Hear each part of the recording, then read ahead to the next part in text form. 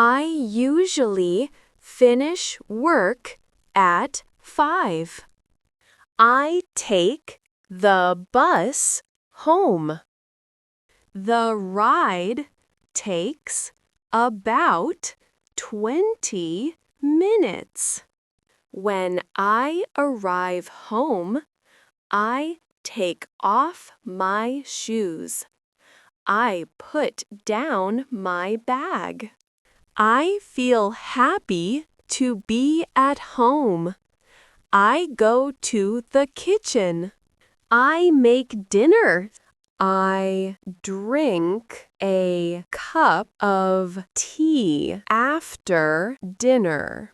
I wash the dishes. I clean the kitchen. I like to keep things tidy.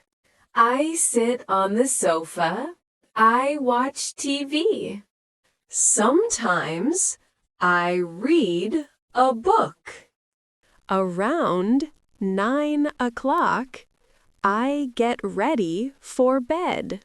I brush my teeth.